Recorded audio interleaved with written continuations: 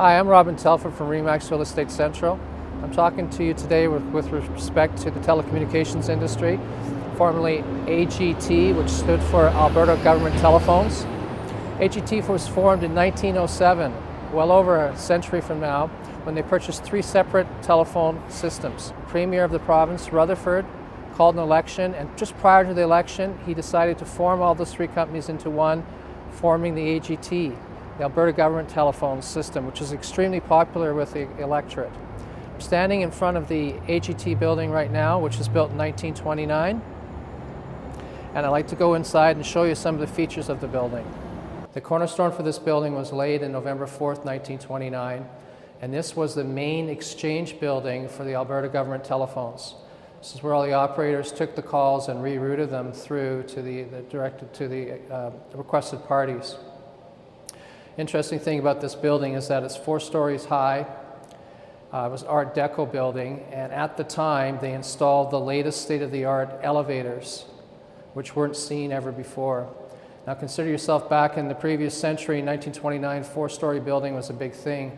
Now as we stand here in 2013, we've got the bow to just off to our left here, and it's approximately 62 stories high.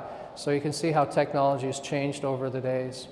This is the first building we're talking about, AGT. Come with me and I'll show you another building called the Len Wary building, which is just around the corner here in 1st Street and 7th Avenue, very close to the LRT tracks. With respect to this building here, when we replaced the Calgary Herald building, there was a lot of gargoyles that were claimed during the demolition period.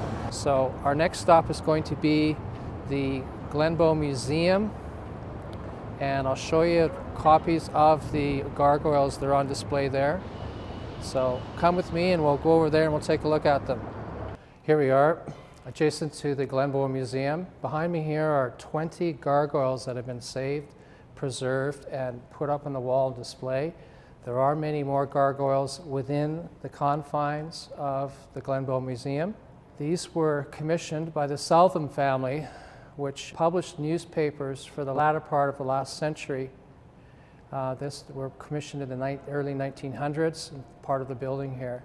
So it's good to see that they've retained some of the original history, and they've got it now on public display for anyone to see. For all of your history buffs, if you get a chance, go down to the Glenbow Museum and check out their archives division. It's just fascinating, the information they have there. And look forward to my next video on Calgary history. Until then, I'm Telfer from Remax Real Estate Central. It's been a pleasure.